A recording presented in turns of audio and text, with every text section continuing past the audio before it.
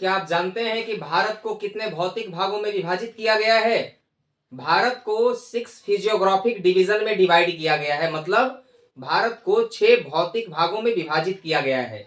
आइए आज हम सब देखते हैं कि भारत को 6 भाग कौन कौन से हैं जिनमें विभाजित किया गया है। पहला जो है वह है हिमालय का पर्वतीय प्रदेश। पहला है हिमालय का पर्वतीय प्रदेश। ये है हिमालय का पर्वतीय प्रदेश और ये है हिमालय का पर्वतीय प्रदेश। हिमालय पर्वत को 3 भागों में विभाजित किया जाता है। 3 भागों में ग्रेटर हिमालय ऊपरी हिमालय को कहा जाता है, बीच वाले हिमालय को मध्य हिमालय कहा जाता है और निचले वाले को शिवालिक श्रेणी कहा जाता है। और दूसरा जो भाग ये हुआ पहला भौतिक भाग, फिजियोग्राफिक डिवीजन फर्स्ट। सेकेंड जो है वह है उत्तर भारत का मैदानी क्षेत्र।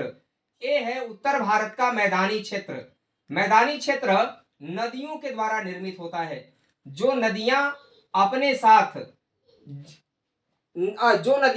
साथ मिट्टी का कटाव करके लेकर के आती हैं, अवसाद को लेकर के आती हैं, सेडिमेंट्स को लाती हैं, वे इसी क्षेत्र में आकर के जमा कर देती हैं, जिससे यहाँ पर एलुवियल सॉइल का निर्माण होता है, मीन्स जलोढ़ मृदा का निर्माण होता है। सबसे अधिक विश्व में खेती जलोढ़ मृदा में ही होता है। सबसे अधिक जनसंख्या मैदानी क्षेत्रों में ही निवास करता है। सबसे अधिक परिवहन के साधन जो विकसित होते हैं इन्हीं मैदानी क्षेत्रों में होते हैं। तो इन मैदानी क्षेत्रों का निर्माण हिमालय पर्वत से निकलने वाली कई सारी नदियों के द्वारा होता है। जैसे एक सबसे महत्वपूर्ण नदी है गंगा नदी। गंगा नदी जो है इस मैदानी क्षेत्र का निर्माण करने में महत्वपूर्ण भूमिका निभाती है। और गंगा के ही पैरेलल एक निकलती है यमुना नदी, यमुनोत्री ग्लेशियर से। गंगा गंगोत्री ग्लेशियर से और यमुना यमुनोत्री ग्लेशियर से निकलती है और यह प्रयागराज में आकर मिल जाती है। तो ये जो गंगा और जो ये यमुना नदी हैं और इसके साथ साथ कावेरी नदी, कोसी नदी, ये सब नदियां उत्तर भारत के मैदानी क्षेत्रों में जलोढ़ मृदा का निर्माण करती हैं, जिससे कई लाख किलोमीटर यह मैदानी क्षेत्र का निर्माण होता है। जिसमें महत्वपूर्ण राज्य हैं पंजाब, हरियाणा, उत्तर प्रदेश और बिहार। ये सभी जो मैदानी क्षेत्र के राज्य हैं यहाँ पर सबसे अधिक कृषि कार्य किए जाते हैं, जो हमारे भारत में अन्न भंडारण में महत्वपूर्ण भूमिका निभाते हैं। और तीसरा जो फिजियोग्राफिक डिवीजन है भारत का वह है थार मरुस्थल। वह क्या है? थार मरुस्थल। यह राजस्थान के भाग में पाया जाता है, थार मरुस्थल। तो ये हो गया पहला हिमालय का पर्वतीय प्रदेश। दूसरा हो गया आपका फिजियोग्राफिक डिवीजन, वो हो गया उत्तर भारत का मैदानी क्षेत्र। और जो तीसरा हो गया वह हो गया रेगिस्तानी भाग हमारे राजस्थान का। तो राजस्थान का रेगिस्तानी भाग, यहाँ पे कौन सा रेगिस्तान है भारत में? थार रेगिस्तान है। कौन सा रेगिस्तान है? थार रेगिस्तान है। ये तीसरा हमारा फिजियोग्राफिक डिवीजन हो गया। और चौथा जो है भौतिक भाग जिसमें भारत को विभाजित किया गया है वह है दक्षिण भारत का पठारी क्षेत्र। कौन सा है? दक्षिण भारत का पठारी क्षेत्र जो है ये हो गया हमारा चौथा फिजियोग्राफिक डिवीजन।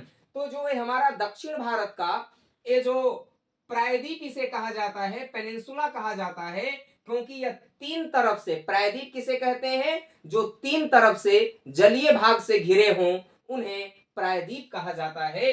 और यह ज्वालामुखी उद्गार से बहुत साल पहले ज्वालामुखी विस्फोट जब होता है तो उसमें से लावा, मैग्मा इत्यादि निकलते हैं और जो लावा मैग्मा निकलने से ये ठंडा होकर जम जाते हैं और इसी तरीके से लावा मैग्मा के कारण ये हमारा दक्षिण भारत के पठारी क्षेत्र का निर्माण हुआ है। ये चौथा फिजियोग्राफिक डिवीजन है। और जो पांचवा फिजियोग्राफिक डिवीजन है वो है भारत का कोस्टल एरिया। भारत के पास 2 कोस्टल एरिया हैं।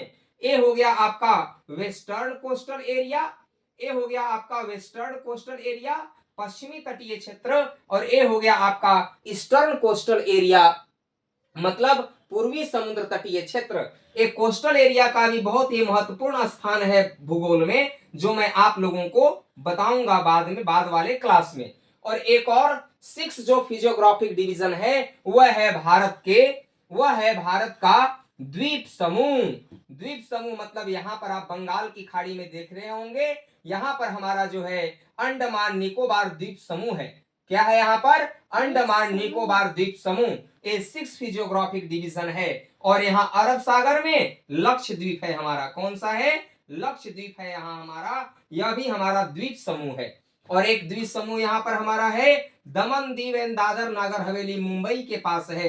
ये सब 6 फिजियोग्राफिक डिवीजन में है। तो आइए हम सब एक बार फिर से रिकॉल कर लेते हैं। पहला फिजियोग्राफिक डिवीजन हो गया हिमालय का पर्वतीय प्रदेश, दूसरा हो गया उत्तर भारत का मैदानी क्षेत्र, और तीसरा हो गया हमारा यहाँ पर थार का रेगिस्तान, चौथा हो गया हमारा दक्षिण भारत का पठारी क्षेत्र, और हमारा पांचवा हो गया समुद्र तटीय क्षेत्र। भारत के पास 2 समुद्र तटीय क्षेत्र हैं, पूर्वी समुद्र तटीय क्षेत्र और एक पश्चिमी समुद्र तटीय क्षेत्र। और छठा जो भौतिक भाग है वह है हमारा द्वीप समूह है, छठा भाग, जो यहाँ पर अंडमान निकोबार द्वीप समूह, और ये है हमारा लक्षद्वीप।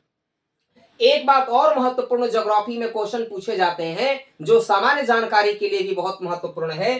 भारत के कितने राज्यों से कर्क रेखा होकर गुजरती है? तो भारत के 8 राज्यों से होकर कर्क रेखा गुजरती है। कहां से गुजरती है? ये है हमारे भारत का कर्क रेखा, जो भारत को 2 भागों में बांटती है।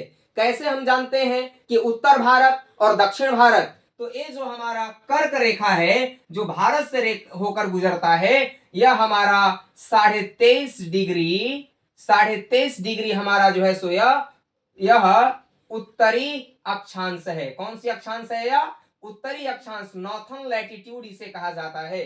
23.5 डिग्री नॉर्थर्न लैटिट्यूड इंडिया के मिडिल पार्ट से क्रॉस करता है, और यह भारत को 2 भागों में बांटता है। इसके ऊपर में उत्तर भारत और इसके नीचे दक्षिण भारत। क्योंकि जब भी हम मैप पढ़ते हैं तो नॉर्थ ऊपर मानते हैं, साउथ नीचे मानते हैं, और ईस्टर्न पूर्वी भाग हम अपने दाईं ओर मानते हैं, और वेस्टर्न भाग जो है अपनी बाईं ओर मानते हैं।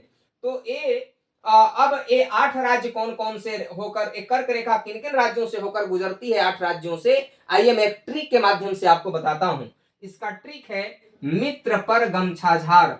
मित्र पर गमछा झार मतलब मी से मिजोरम, त्रिपुरा, पश्चिम बंगाल, राजस्थान, गुजरात, मध्य प्रदेश, छत्तीसगढ़ और झारखंड, इन 8 राज्यों से होकर के कर्क रेखा गुजरता है। तो ये मैं महत्वपूर्ण जानकारी आपको दिया। ये आपको वीडियो कैसा लगा कमेंट बॉक्स में आप जरूर बताएंगे, और वीडियो को लाइक शेयर एंड सब्सक्राइब जरूर करेंगे। Thank you so much.